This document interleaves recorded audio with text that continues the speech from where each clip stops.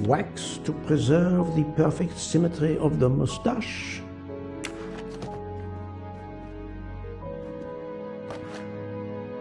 The finest of curling irons for the moustache.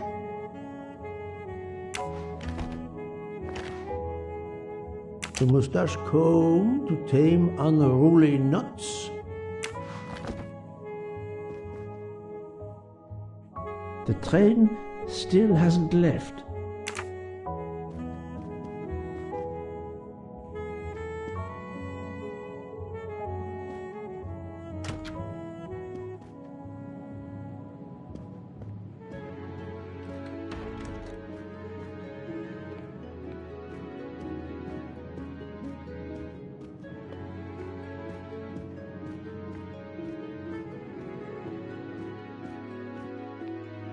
Good morning, Monsieur Michel. Good morning, sir.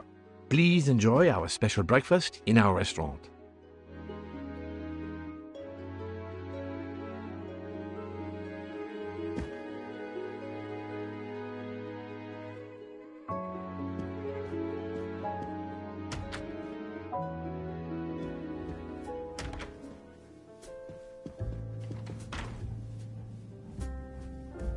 This delay is intolerable. I am supposed to be demonstrating. My daughter said it would be the easiest way in the world. Just sit on the Electric train. car. Yes, that's bad luck.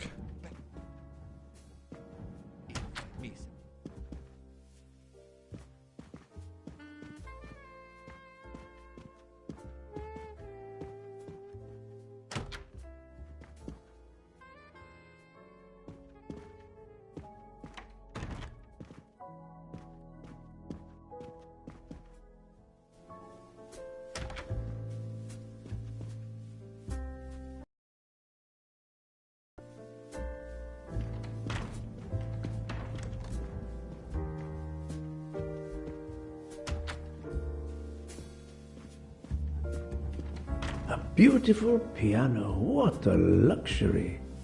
Pity there's no one to play it. Good morning, madam. The snow is a predicament, is it not? I am Russian. Snow is no stranger to me. Ah, the accent. Would it be St. Petersburg? You are very perceptive.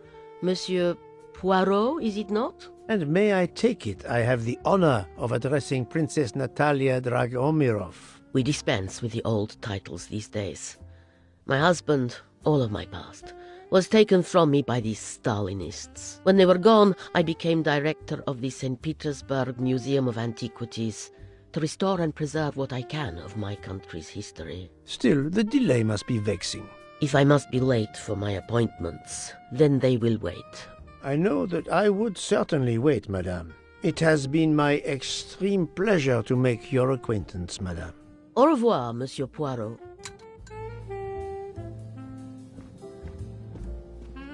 Mademoiselle, you are not concerned about the train stopping? What can one do? Indeed, this does not make the train move. You have great strength to remain calm at a time like this. I know one far, far stronger than I. And that is?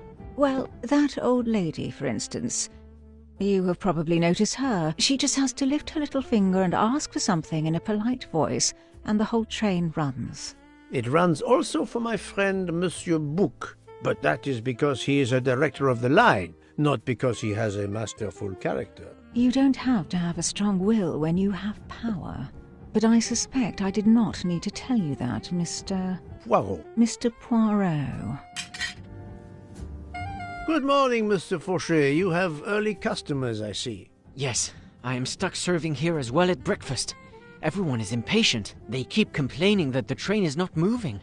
As if I could get out and push it. It's too early for me to order a boxcar. That is the appropriate drink, I believe. A gin, triple sec, lemon and grenadine mix. A drink for a train indeed. But not perhaps for my breakfast. I think I will settle for an omelette. Good luck, sir. Miss Nielsen is helping to serve in the dining car.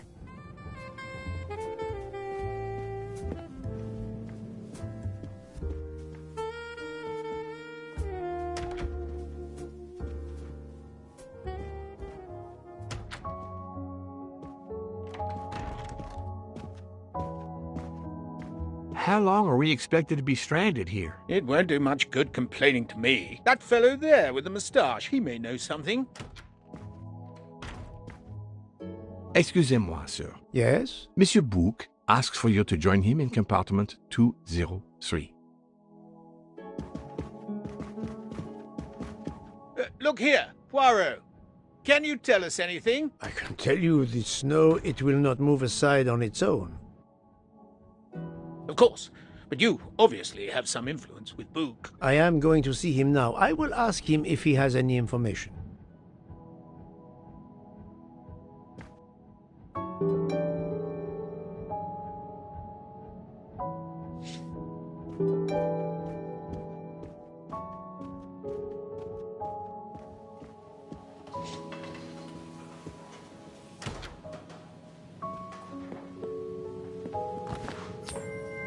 Another delightful trophy for my collection.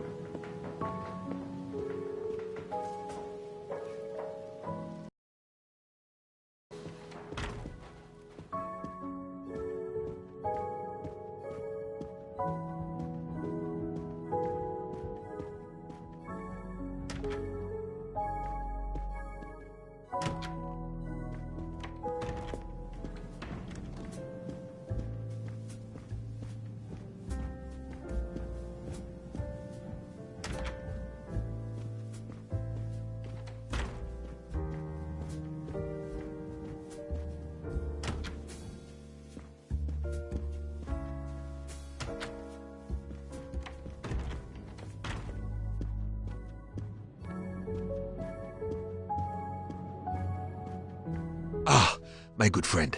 Come in. We have need of you. What has occurred? A passenger lies dead in his bed. Stabbed. A passenger? Which passenger? In there. He's an American. A man called Ratchet. It was his valet, Masterman, who was worried that Mr. Ratchet was not awake yet. Pierre Michel, the conductor, decided to break in and found the body. I see. Well, my friend, I think it is best not to touch anything and wait for the police to arrive. Oh, I tried to call the police, but there is no cell tower for many kilometers. We could be stuck in the snow for hours. The murderer is with us.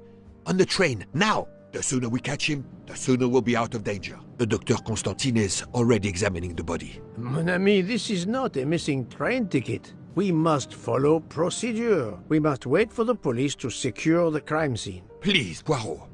I will take full responsibility. Book, you ask. Well, if we cannot contact the outside world, then... Oh, you are going to drive me crazy. In truth, this problem intrigues me. I was reflecting not half an hour ago that many hours of boredom lay ahead whilst we are stuck here. And now, a problem lies ready to my hand. You accept, then? C'est entendu. You place the matter in my hands.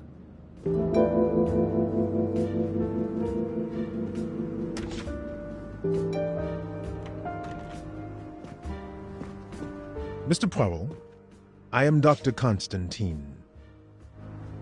Forgive me, Doctor. You are a medical examiner? No, but I have assisted in post-mortems at Nairobi Hospital, where I am a teaching fellow. I am familiar with your excellent institution. I do not intend to perform a full autopsy, but a preliminary examination should be of some use. Of course. May I have a look? Then we can compare notes. Please. If you need any help, I won't be far away.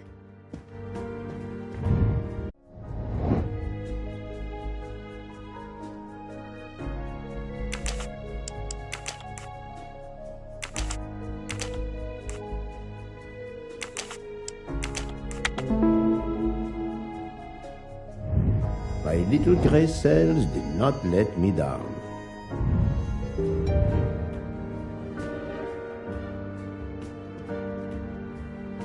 Where can the killer have gone? The chain lock is broken. Monsieur Michel told me that he broke the chain on the door to get into the room.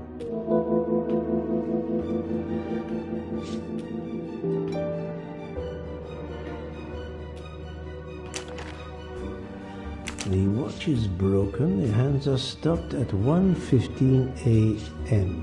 One would expect that to be the time when the attack occurred.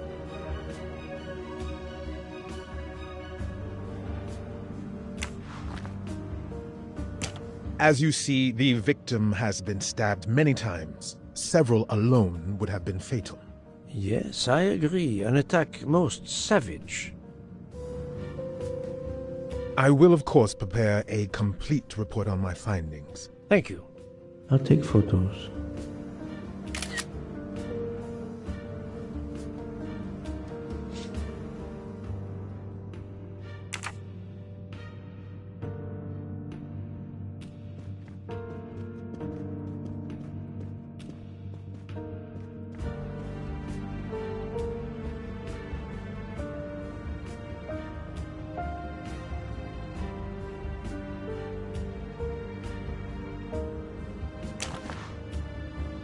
I'm sure I will find some interesting things inside.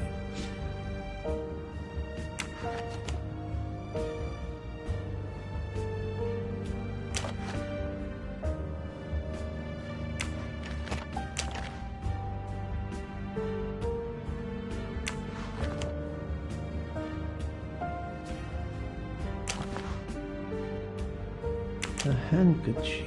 There's a letter H embroidered on it.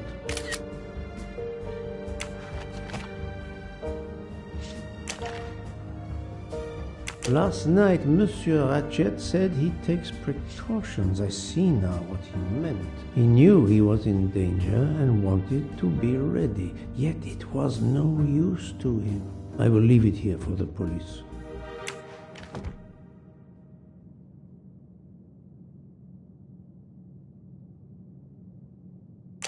As you see, the victim has been stabbed many times. Several alone would have been fatal. Yes, I agree. An attack most savage. I will, of course, prepare a complete report on my findings. Thank you.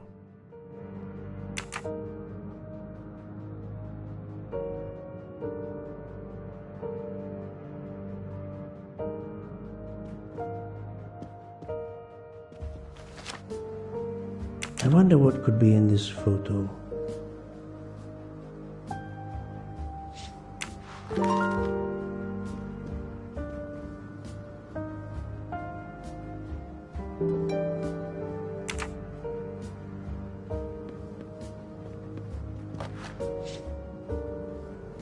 A box of sleeping pills.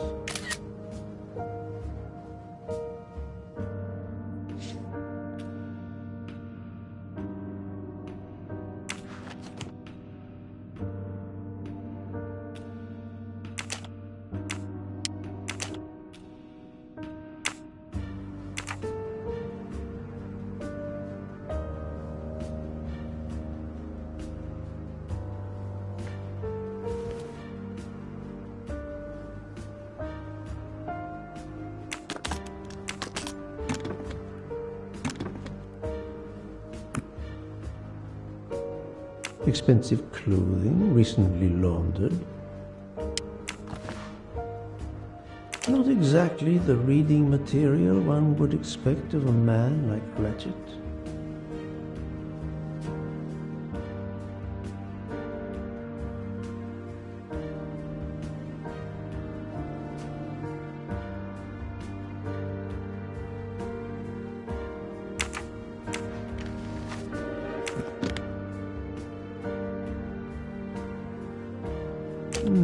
The snow is falling only lightly this morning. The murderer would have left tracks in the snow if he had jumped out the window.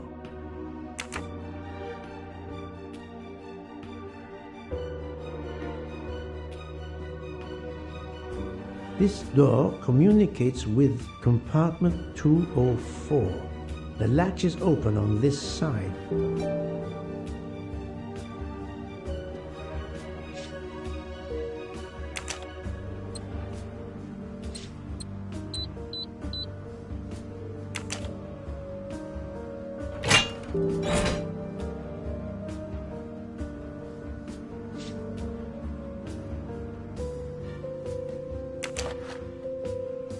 Not very surprising.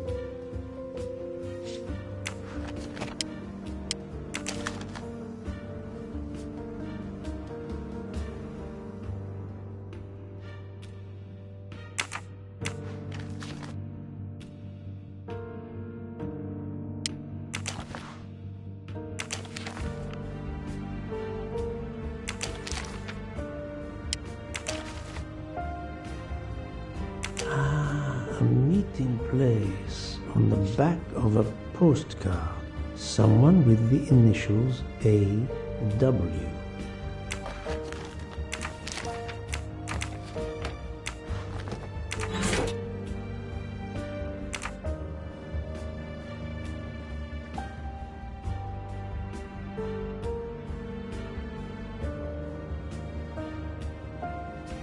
I'm sorry, Doctor, but I must question you. Of course. I must be considered under suspicion like everyone else. May I know your movements last night? I share compartment 101 with Mr. Book. He would not stop talking about his beloved train. I listened to him for hours talking about his Orient Express. My friend Book will no doubt confirm this. Did you know the victim? Not at all. I noticed him last night at dinner, but I did not pay much attention. Did you touch anything in here this morning? I checked for a pulse. There was none. Rigor mortis had commenced. The body was cool to the touch. I touched nothing else.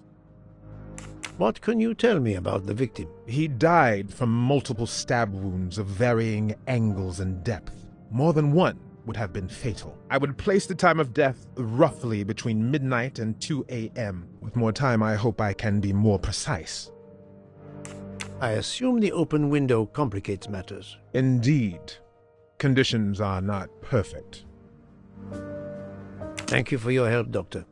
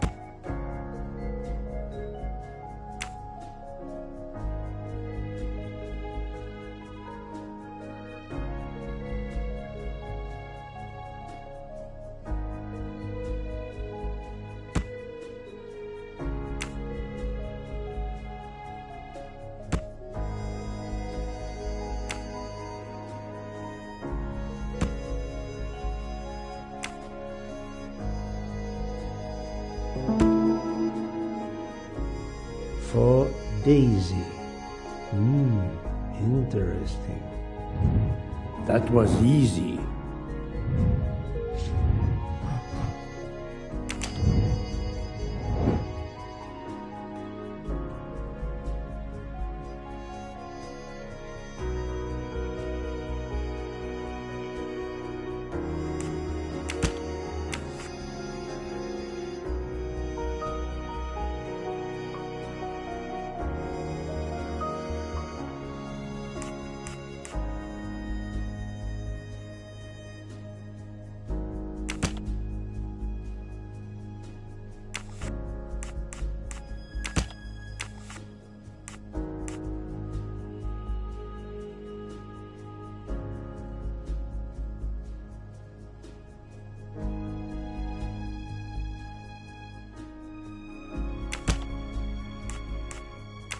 This is wrong, but I'm never far from the truth.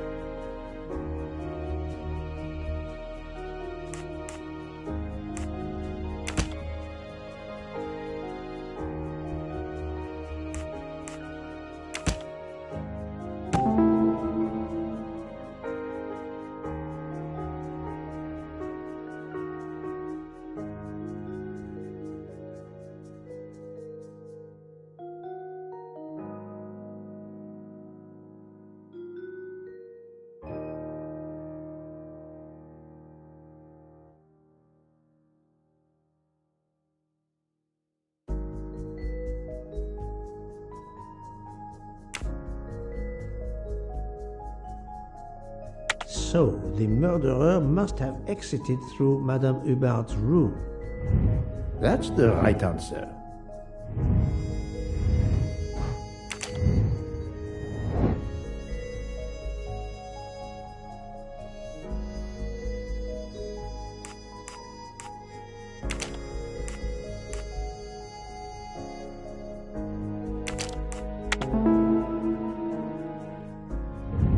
Et voilà.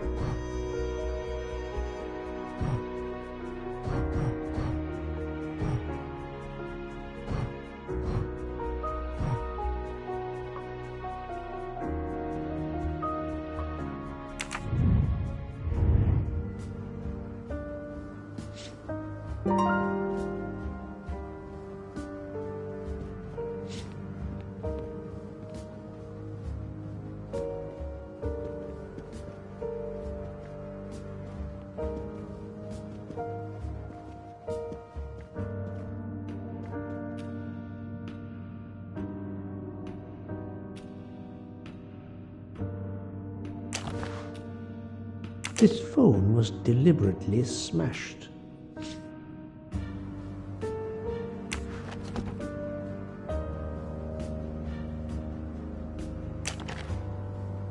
The watch is broken, the hands are stopped at 1:15 a.m.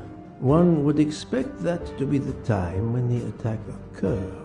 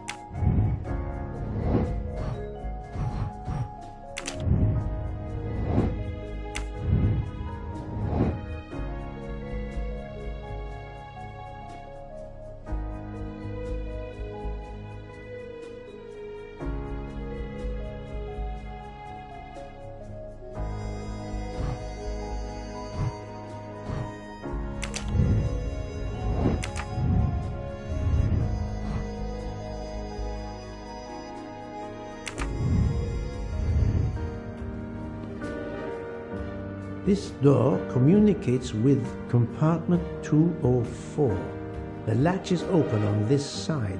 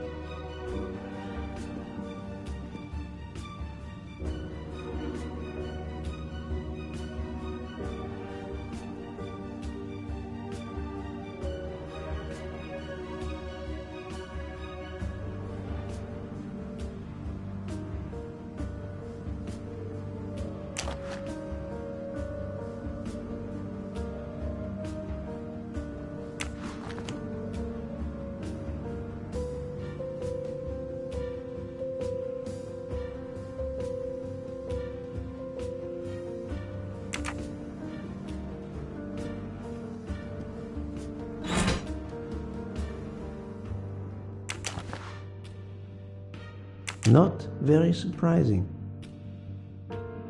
Not very surprising.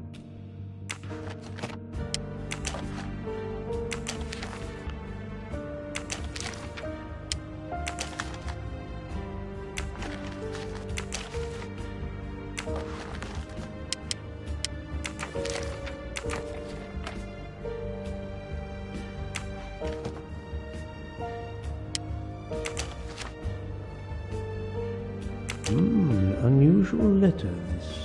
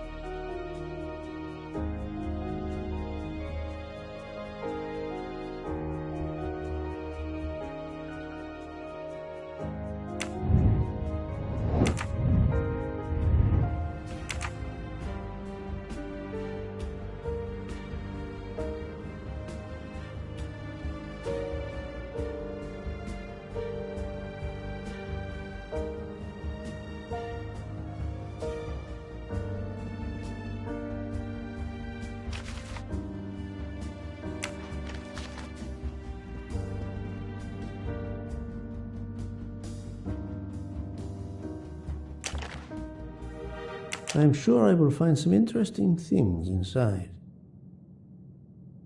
I'm sure I will find some interesting things inside.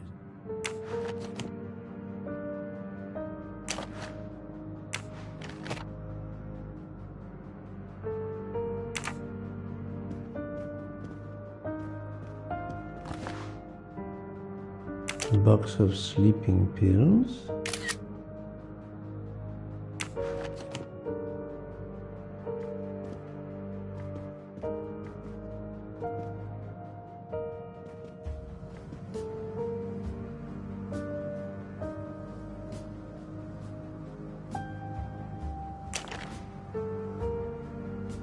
Last night, Monsieur Ratchet said he takes precautions. I see now what he meant. He knew he was in danger and wanted to be ready, yet it was no use to him. I will leave it here for the police.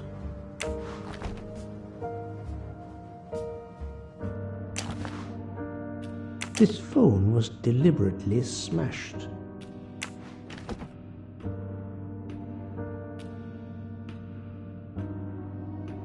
As you see, the victim has been stabbed many times. Several alone would have been fatal.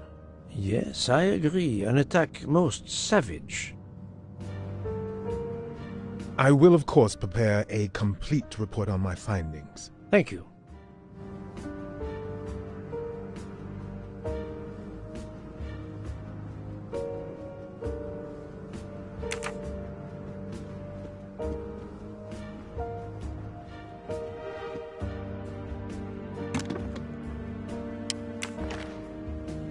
Not exactly the reading material one would expect of a man like Ratchet.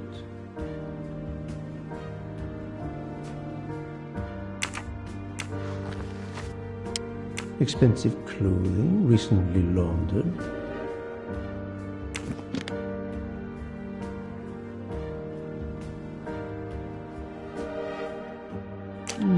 The snow is falling only lightly this morning. The murderer would have left tracks in the snow if he had jumped out the window.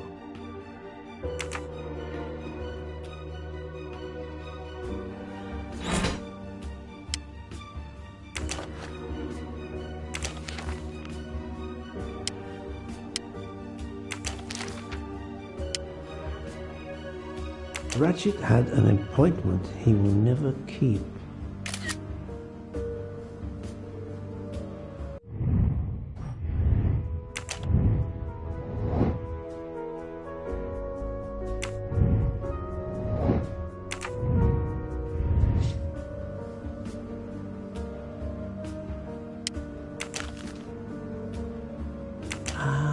A meeting place on the back of a postcard. Someone with the initials A.W.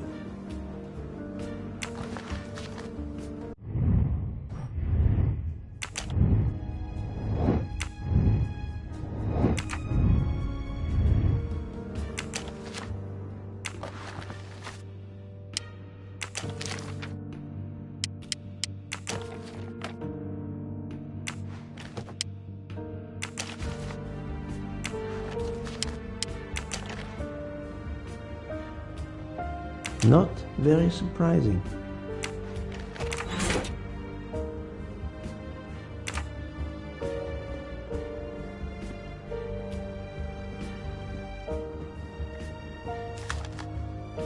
I wonder what could be in this photo.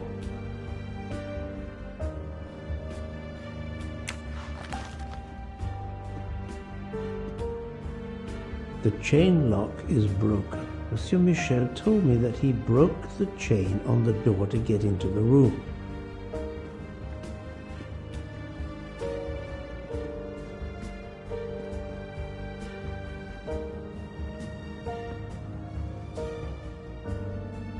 This door communicates with compartment 204. The latch is open on this side.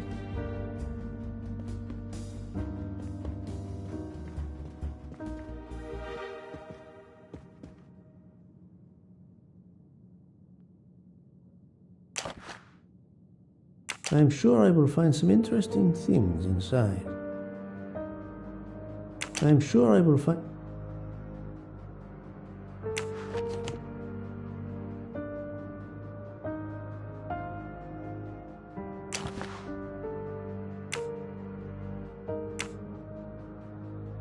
Did it belong to Ratchet?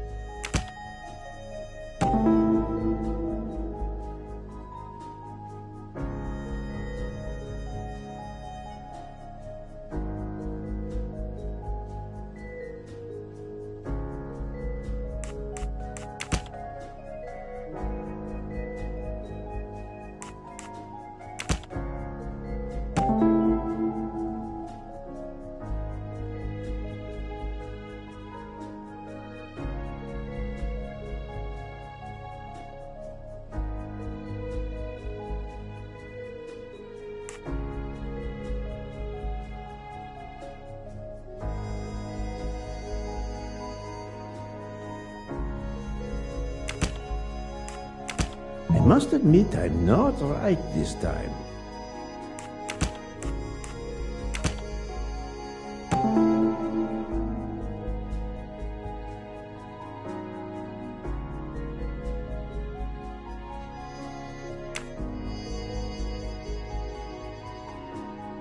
I can't imagine Ratchet taking a sleeping pill if he feared for his life.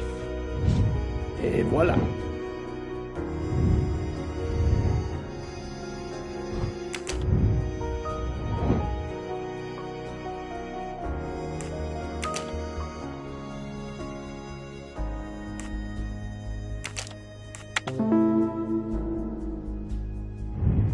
That was easy.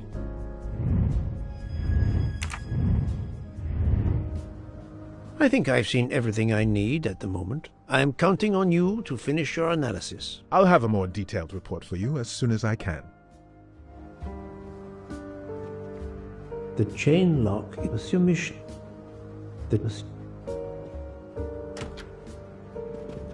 So, Poirot, did you find anything out? It's a bit early for the handcuffs, my friend. Even for Hercule Poirot. Do not worry, mon ami. I believe our culprit has no plans to strike again. Monsieur Ratchet was the target. Of that I am convinced. Tell me, Book, how did you spend last night? This is a joke, I hope. Don't you trust your old friend? My friend, calm yourself. I must hear your story in order to corroborate other accounts. Ah, naturally. Let me see. I went to my compartment after dinner. Dr. Constantine was already there. We talked about his career. He's a Cambridge man, you know. After university, he returned to his country and has done much good there. He was so interested in the Orient Express. I told him all the anecdotes I know. I'm not certain when we fell asleep, but it was very late. Here is what I have found out. Monsieur Ratchet was stabbed many times. I also found threatening letters in his safe. He had a loaded gun under his pillow, so he was on guard, ready to defend himself. However, there was an empty glass with white residue at the bottom. I suspect a barbiturate. Perhaps he was forced to take it. In any case, I am certain he was unconscious, unable to defend himself. I also found several other items at the crime scene, possibly related to the murder. They must be investigated. By all means, Poirot. As fast as you can. I also found liquid for an electronic cigarette, but I could not find a vape. This might belong to the murderer. This criminal is an amateur.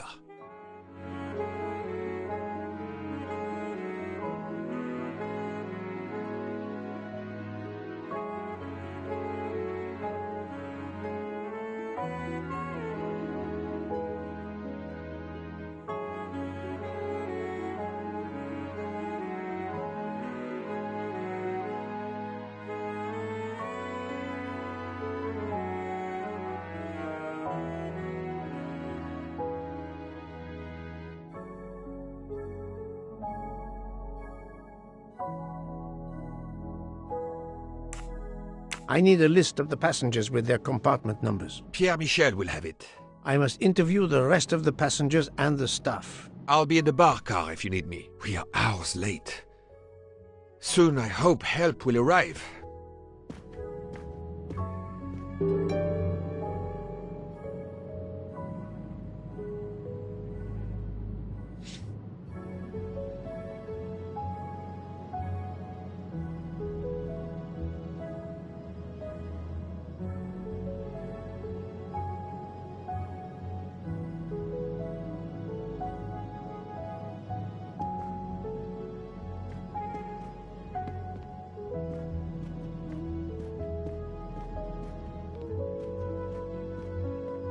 Monsieur Michel, I must ask you a few questions if you don't mind. I will do everything I can to help. First of all, tell me about yourself. Very well.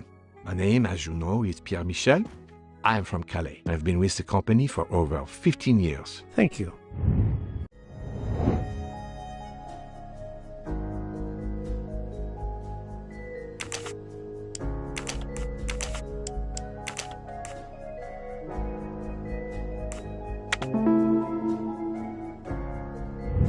I'm right again. That happens to me a lot.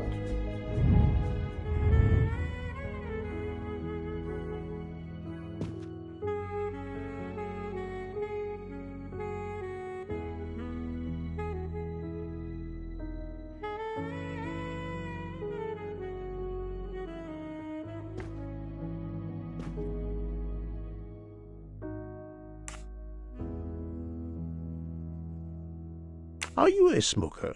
Indeed. Do you smoke e-cigarettes? No. Tobacco only.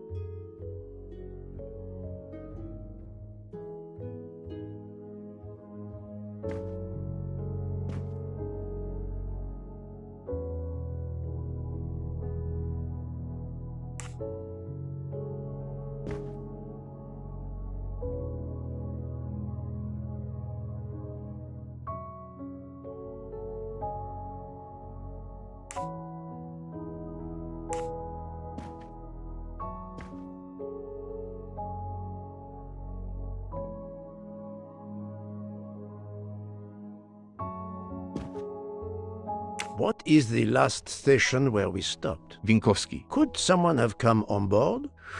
Possibly. I was very busy. Owing to the weather, we were a few minutes late. We left at 12:10 a.m.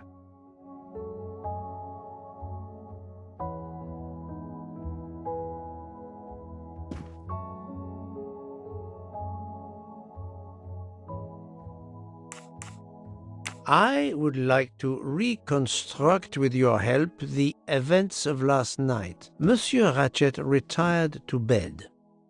When? Almost immediately after dinner, sir. Actually, before we left Belgrade. Did anybody go into his compartment after that? His valet, monsieur. Monsieur Masterman, and then his secretary, the young American gentleman, Monsieur McQueen. And that is the last time you saw or heard of him? No, monsieur.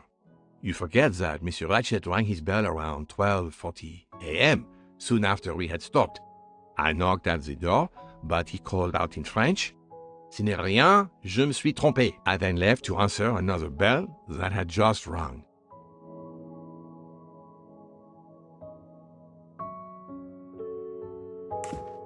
Where were you at 1:15 a.m.? I was sitting on my little seat at the end of the car, facing up the corridor. Are you sure? I left a little after 1 a.m. to speak about the snow with my colleague Jean in the bar car. I came back later. There was a call.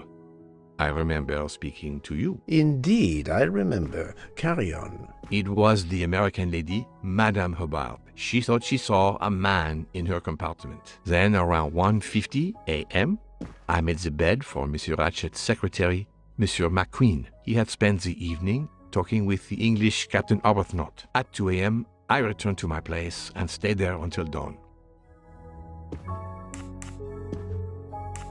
Can you provide me with a listing of the passengers and their rooms, please? Yes, certainly.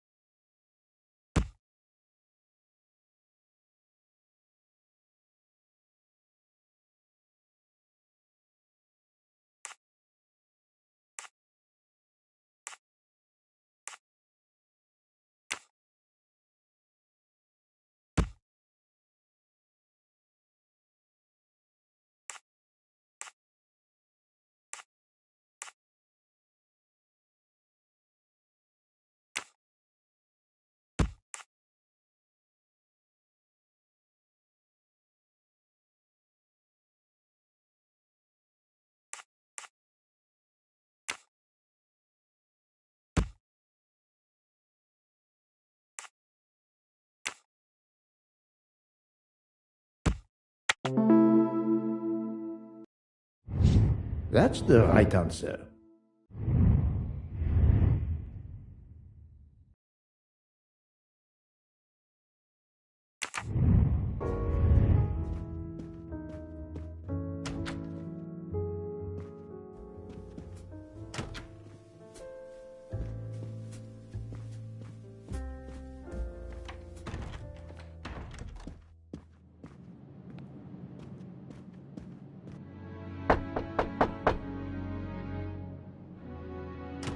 Good morning, madam. I am Hercule Poirot. Caroline Hubbard. What can I do for you, Mr. Poirot? I am the bearer of unfortunate news. It's obvious with all the commotion that something has happened. Madame Hubbard, I am afraid your neighbor, Monsieur Ratchet, was murdered last night. Oh my God!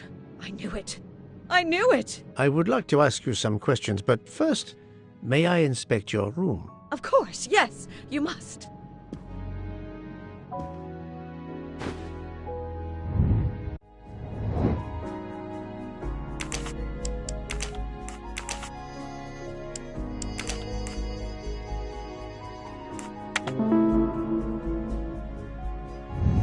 My little grey cells did not let me down.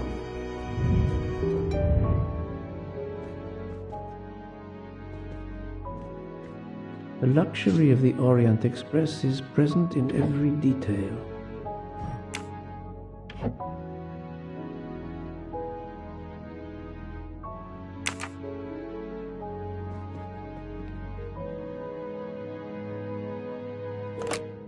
This door connects to Monsieur Ratchet's compartment. It was latched on this side.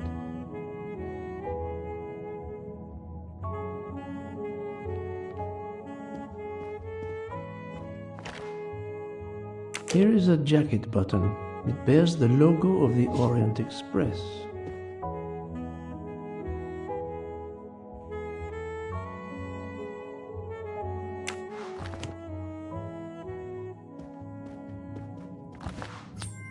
You can never have too many of these.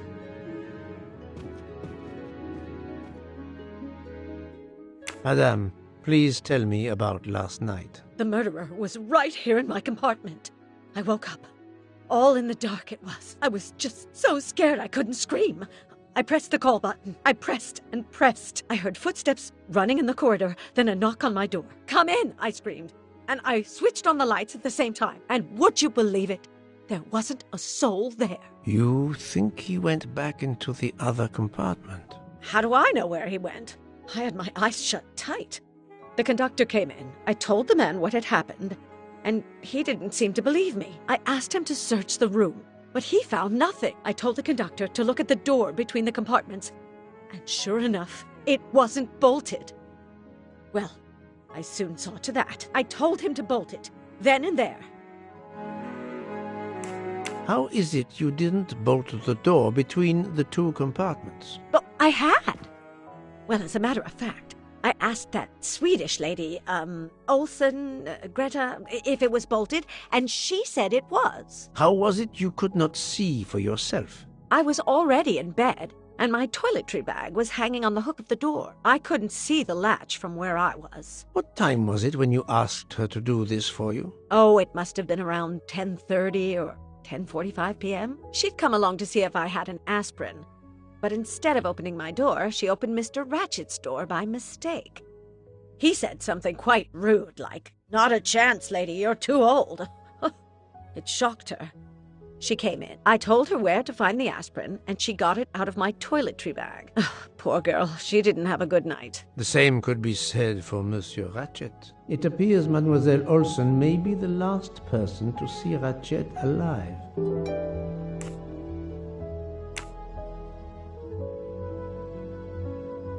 Is this your handkerchief? No, not at all. Yet it is embroidered with an initial H, like your name. I don't care. It's not mine, and I would certainly never buy something so impractical as that frilly thing. Are you a smoker? No, definitely not. Filthy habit.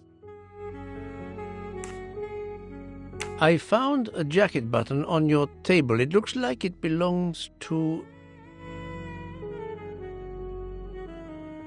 a train employee. The button bears the logo of the Orient Express. Well, of course the conductor came in last night, but he didn't go near that table. Still, it's a safe bet that it belongs to the conductor. I'll check his jacket later, to be sure.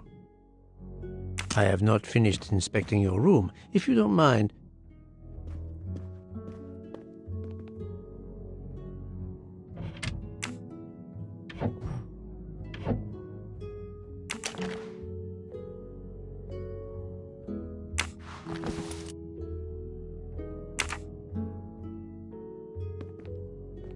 let's see if Mrs. Hubbard was telling the truth about the latch of the connecting door.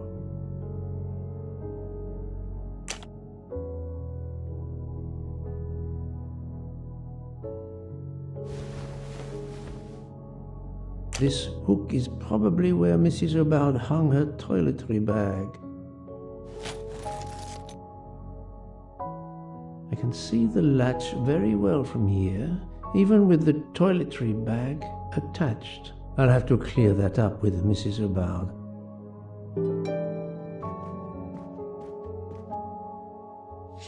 Mrs. Hubbard, you told me that the door connecting the two compartments was closed, correct? Yes, it was, as I told you.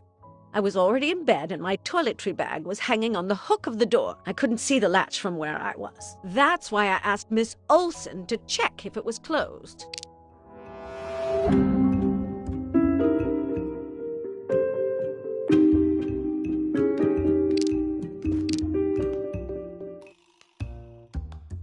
Are you sure everything you've told me is accurate, Madame Hubbard? Of course.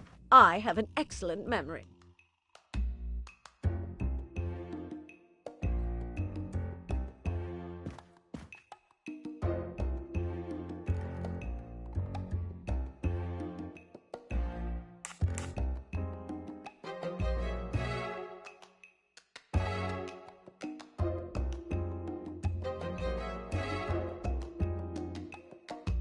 Mrs. Hubbard, I tested putting your toiletry bag on the door hook as you told me. From your bed, you can easily see the latch on the door. The toiletry bag does not hide the latch at all. Are you saying I'm lying? It may have been stuck somehow in a different position, or I may not have seen it in the darkness. Or I didn't think to look, you irritating man. Details matter, madame. A man has been most savagely murdered. You will excuse me if I attempt to separate the truth from the false. Forget my toiletry bag and focus on who entered my compartment. Probably after killing Mr. Ratchet. Madame Hubbard is a force to be reckoned with, but I suspect I'm not done with her. Thank you for your assistance, madame.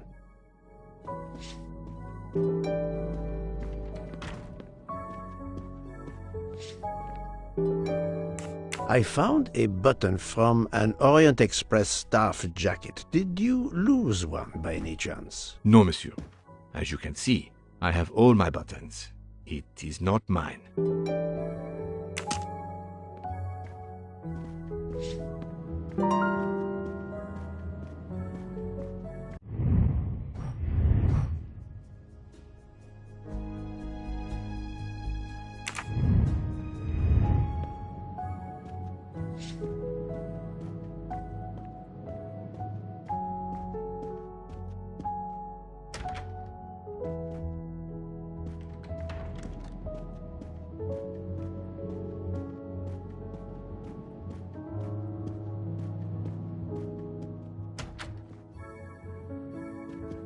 Monsieur Edward Masterman, I believe.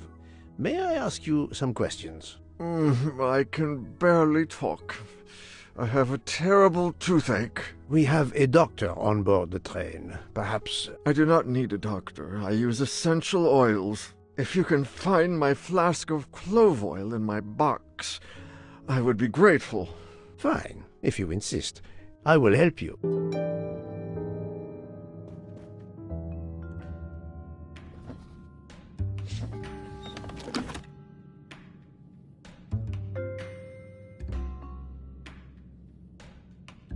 By the smell, I think that the jojoba oil spilled on the other bottles, leaving their labels illegible.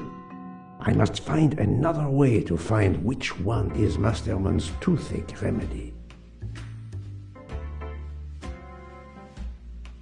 The weighing scale is soaked in jojoba oil. It's unusable. Ah, this old scale will do the job.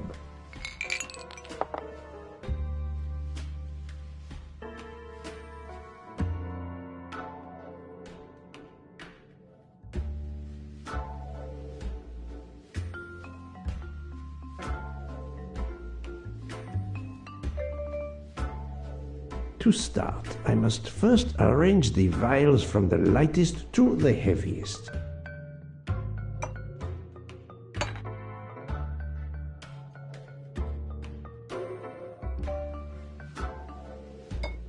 Now that I know the order, I think that I can easily guess which one is the clove oil. Here is Monsieur Masterman's remedy.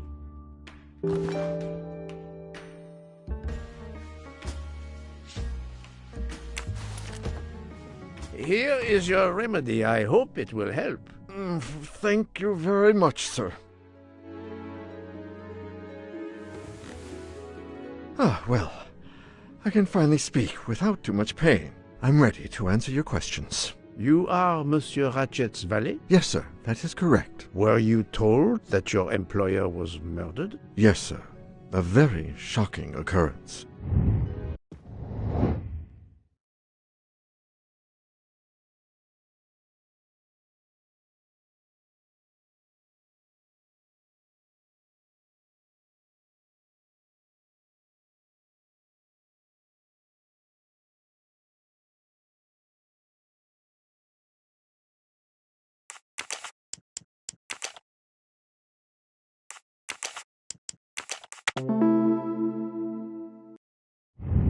Et voilà.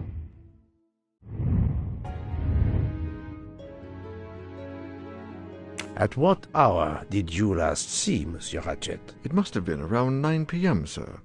That or a little after. I went to bed around 10:30 p.m., same as the person who shares my room, Mr. Foscarelli. He almost immediately began snoring. What did you do then? I read, sir, and I spent a while soothing my toothache with clove oil and listening to the snoring. Did you hear anything during the night? Yes, my roommate's snoring. Are you a smoker? Yes, sir. I have a cigarette now and then to relax. Tell me about your employer, Monsieur Ratchet. I've been working for him for 9 months. I should not wish to speak ill of the dead, but he was not a gentleman, sir. Did you know that he had enemies? Yes, sir.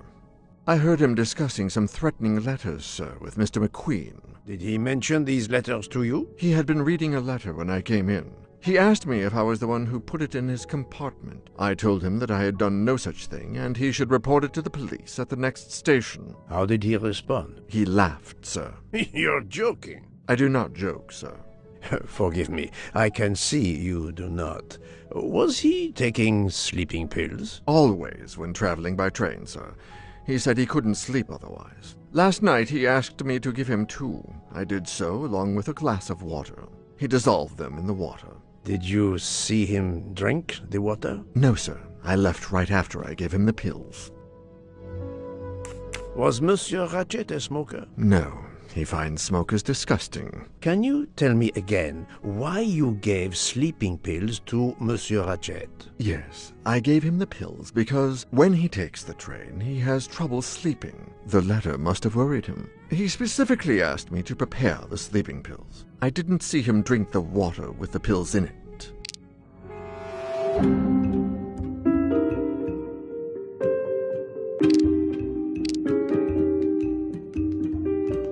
Monsieur, I believe you are not telling me the truth. What? How can you say that?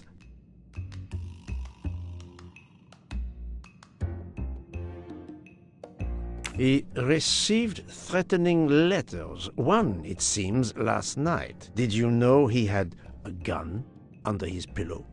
And even asked for my help to watch over him? I find it strange that he asked you for sleeping pills when he was afraid for his life and prepared to defend himself. I'm sure I don't know. Maybe to calm his nerves, maybe out of habit. It makes no sense. Wait, please. Isn't it possible that Mr. Ratchet asked me to prepare the pills, but didn't plan to drink them for some reason? It is possible. But I am a student of character, monsieur, and the Monsieur Ratchet you describe is not the man I met. If you'll excuse me, my toothache is getting worse again. I'm afraid this time you must prepare your own clove oil.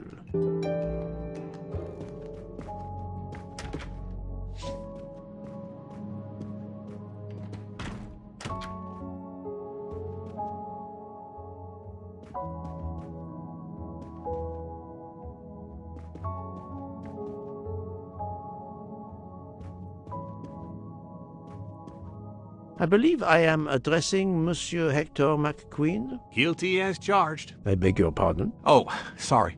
Just an expression. My father used to say it. You must have had an interesting childhood. I am Hercule Poirot. No need to be modest. You're a detective. You are Monsieur Ratchet's secretary? I am Mr. Ratchet's secretary. Just over a year. I mainly take care of translating certain texts for him. Mr. Ratchet only speaks English. Prepare yourself for a shock. Your employer, Monsieur Ratchet, is dead. So they got him after all. What do you mean? You are assuming he was murdered? I know he had enemies.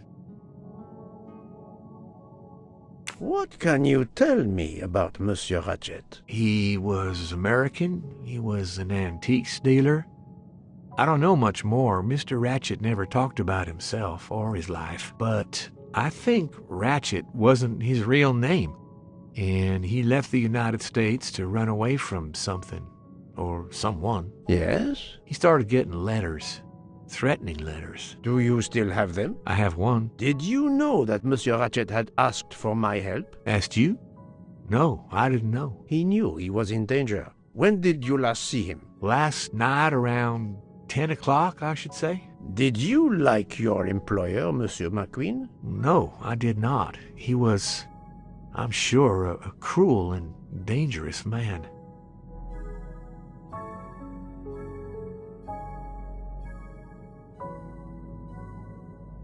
Can you tell me your movements last night? I went back to my compartment. I read a little. In Belgrade, I went out onto the platform to smoke, but it was cold. I quickly went back in. I then went to Mr. Ratchet's compartment to take some dictation for him. I left around 10 o'clock. I saw Captain Arbuthnot. We ended up chatting in my compartment. Then we went out on the platform to quickly stretch our legs at Vinkovsky. He left around 2 o'clock. Thank you. I will need to check Monsieur McQueen's story with Captain Arbuthnot. I found a diary in Monsieur Ratchet's safe. Did you know about it? I kept a business appointment book, but I know he had a personal diary as well. That looks like it. Are you a smoker? Yes, I smoke cigarettes. I've tried to quit, but no luck. Can you give me this letter, please? Of course, here it is.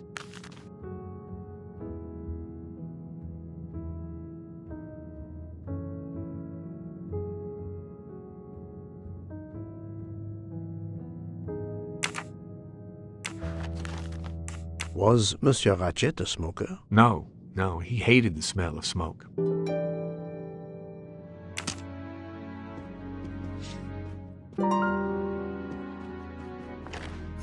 Another golden mustache to treasure.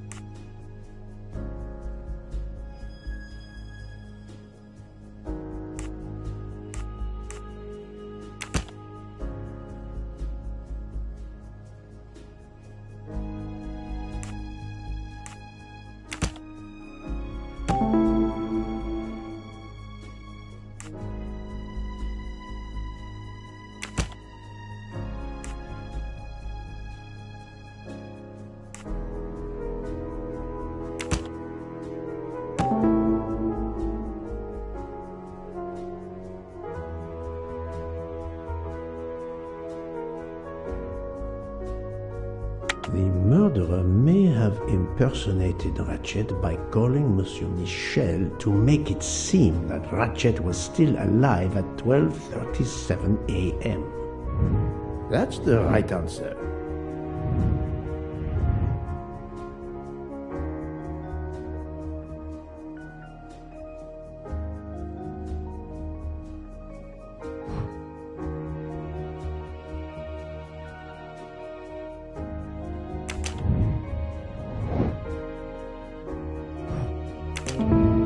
That was easy.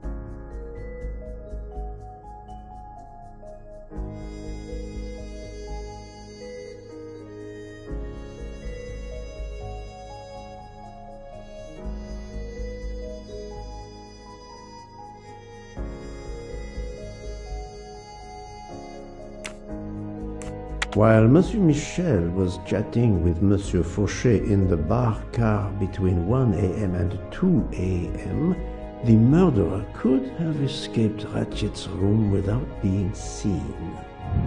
My little grey cells did not let me down.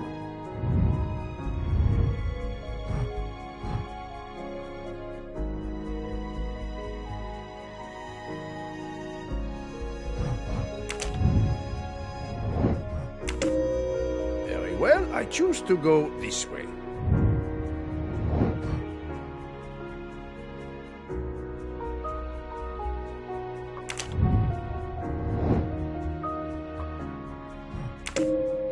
This appears to be a good lead.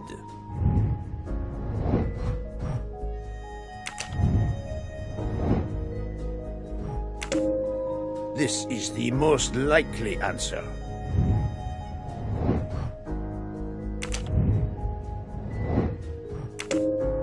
According to the information I have, this is a solid choice.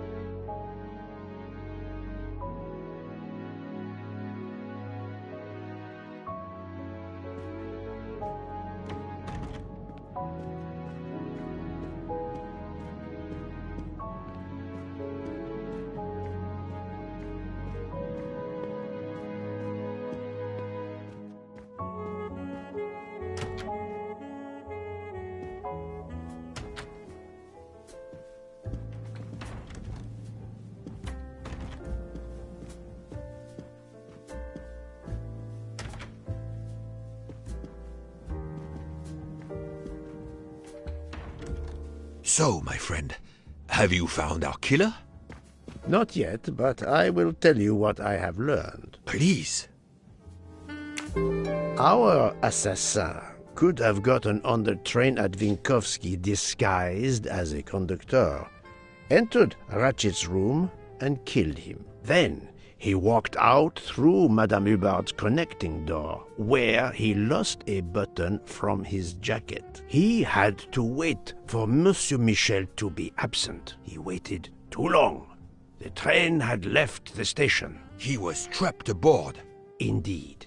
He had opened the window to make it look that he'd escaped that way. However, if he waited until the train stopped again due to snow, his footprints would have been found.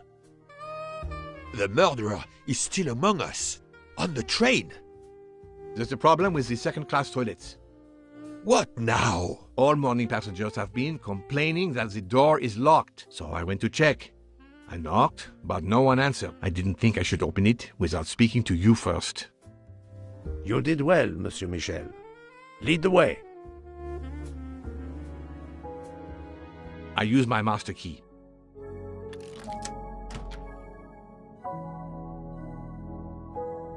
But who is she? Is she alive? She is breathing. Then if she isn't dead, isn't she our murderer? That, my friend, is what we must find out.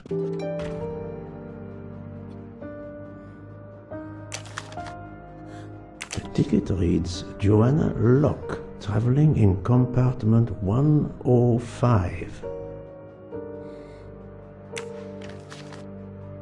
Miss, can you hear me?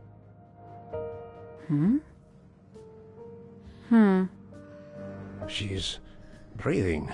Her pulse is strong. There is no sign of physical violence. This woman is sleeping very soundly. This woman is sound asleep. Given her location, I would say she has been drugged and deposited here. Well, at least it's not another murder on my train.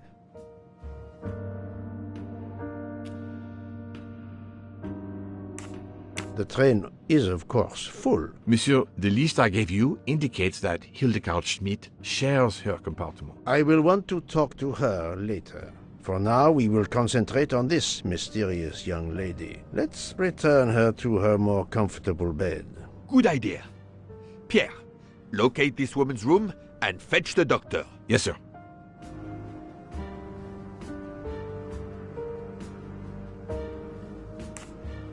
I will question her when she wakes up. Please, let me know what you learn. Mademoiselle Locke's compartment is 105. I suggest we return her to her more comfortable bed. Yes, hopefully she will awaken soon.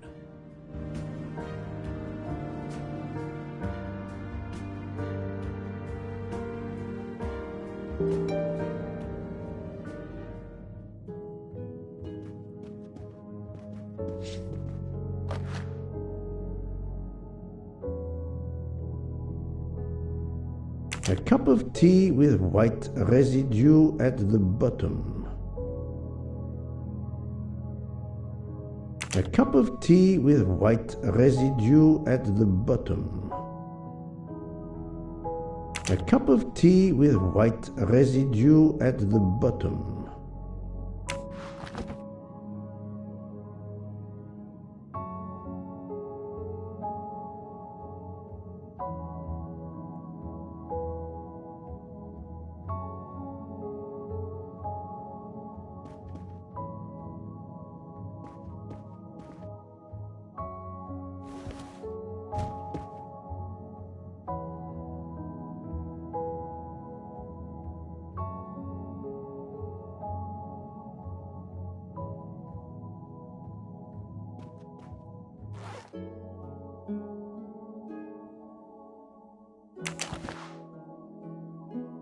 A briefcase and a wagon-lit conductor's jacket, and a button is missing.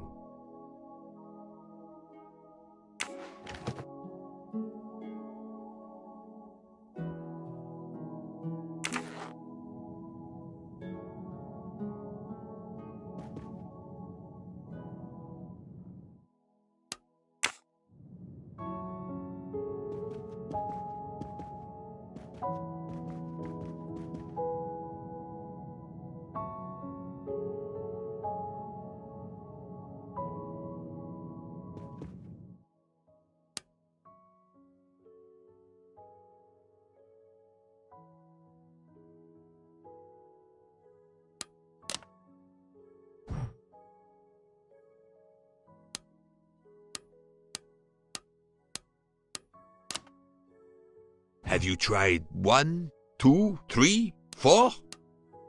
No, that's mine. I never remember my passwords, so I make them easy ones. But of course you know what you're doing. It is booby-trapped, is it?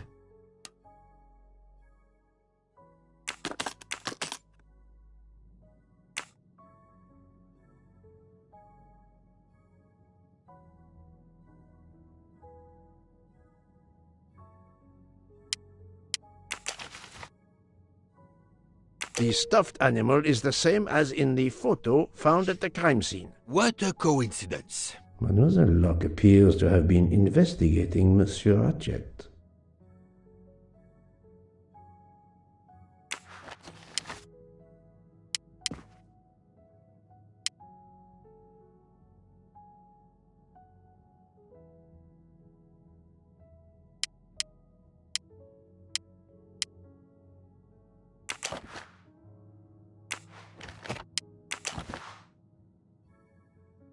Mademoiselle Locke seems very interested in our victim. Of course.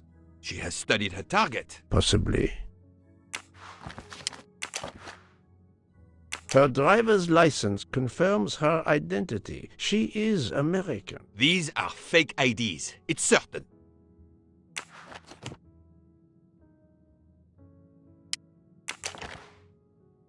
She has a gun. Come, Poirot. Criminals are often known to carry one. Ratchet was stabbed, not shot. But then why take it on the train? This badge says that Joanna Locke is an American detective with the Berkshire Police Department in Massachusetts. An American police officer? Oh. Look, she's waking up. Thanks to you, I would not be surprised if our murder victim were also waking up. What?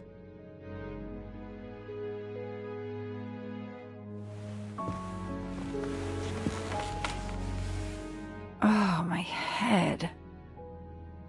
What's all the yelling about? Who are you? Give me a good reason why you should not be in handcuffs. I can give you a reason, Book. Whose handcuffs will we use? I have none. Do you? Well, You are Joanna Locke, mademoiselle? Yes, Joanna Locke. I'm a detective. Berkshire, Massachusetts Police. I have found your credentials, mademoiselle. And I know who you are, Mr. Poirot. Then, if the introductions are complete, perhaps the explanations may begin. I'll try. It's simple, really. I'm on the trail of a murderer.